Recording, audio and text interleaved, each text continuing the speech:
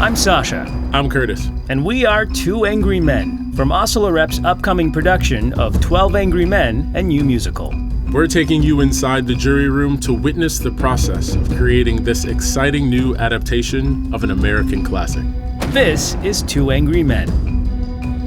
In this episode, we continue our conversation with 12 Angry Men's book writer David Simpatico and composer-lyricist Michael Holland. For somebody who maybe has never been inside a workshop room or even thought about making a musical, can you explain what a book writer does, especially on a script that already exists? Like, how does a book writer exist when the book already exists from a previous project? You don't want to get in the way of the thing that works. You want to facilitate its new life. Right. And the new personality of this piece is informed by the music. And so the music is going to, and the lyrics are taking material that exists, opening it up, pushing it through that window, and then coming back in. So you want to make sure that, you set up, you build it to that, where the music takes over, and then you take it back so you're staying in voice with the composer, with the characters. It's already touching on social issues. You want to see how can those issues that are being touched on, how are they still relevant, and how can we add to it so that we're not replacing them with contemporary issues, but the contemporary issues are being amplified and elucidated by this historic text. So you're fine-tuning existing text, because I'm sure a lot of people might think, I love this movie, I've seen this play before, why mess with it? And you're not, but because this must be like surgical precision in this case. Yeah, surgical and mess, the surgical mess. And isn't that art? Yeah. I guess. I like to think so. I hope so. Yeah, the idea is that, any valid piece of art should appear inevitable, but it ain't. Right. In the production in Minneapolis, there was a group of 12 men. And then now that we're here in Sarasota at Asolo Rep, there are 8 from that original production in Minneapolis and 4 new members in the cast. Plus a new music director.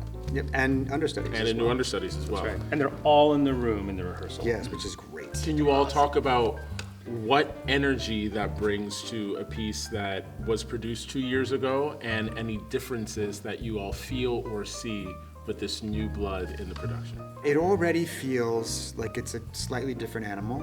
It's really exciting to have, new voices, not only interpreting our work, but commenting on it and bringing their experience and their knowledge to the piece and to the conversation that we're all having.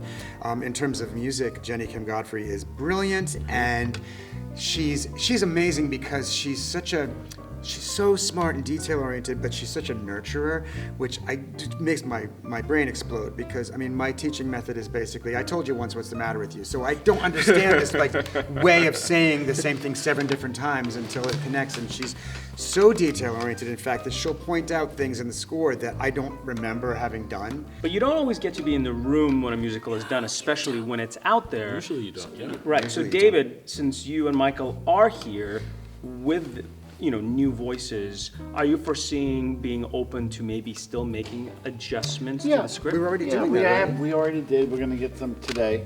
It's specific things about the diagram to the apartment. How are we doing that? Well, down here we're going to have a guard outside the door. I'm like, well, let's use them.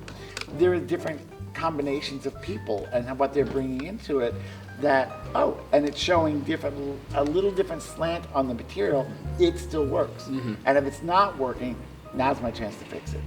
It can be in different people's hands, still be this living, breathing thing, still hold together, whether we're adding things or not to it. It's always going to change. It's going to be different no matter who does it. Yesterday we have understudies singing things, and that's a whole new experience. Right. And and it holds up. It's different, but it holds up. It's still speaking to us. That's really telling, and that's also really, really good to hear, because that's how you've established something that goes beyond just the initial bubble guys. or glass. Right, those guys that were doing it. Well, That's really good to having hear. understudies in the room, because they're lending their voices in the book work and lending their perspectives, those are some of the perspectives we haven't necessarily heard last time around. Right. And that's what makes this so interesting. But the benefit of having you guys in the room is that you might hear something the way you maybe heard in the workshop, where I'm like, we could do a word adjustment, and all of a sudden it lends it a whole new profundity or a whole new perspective that wasn't there before.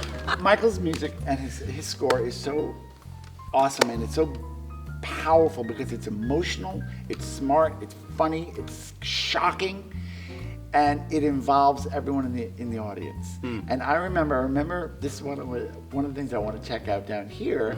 There was a moment, and a large percentage of the audience is familiar with the story in the movie, right?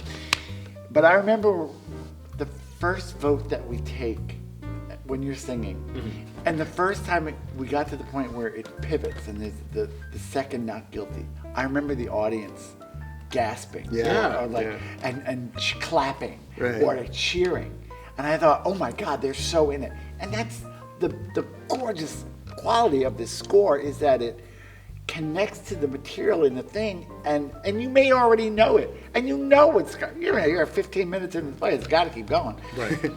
and it just wraps you up, and you're so taken, and that's the music.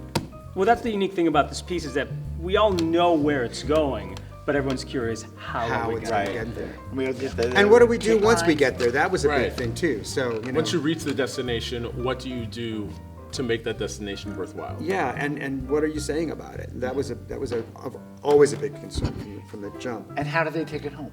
Exactly. You've talked a little bit about the La Te Da Minneapolis experience. As the piece was performed, obviously it got a lot of positive reaction. It is now here at Asolo Rep in Sarasota. What do you hope for this iteration of the production?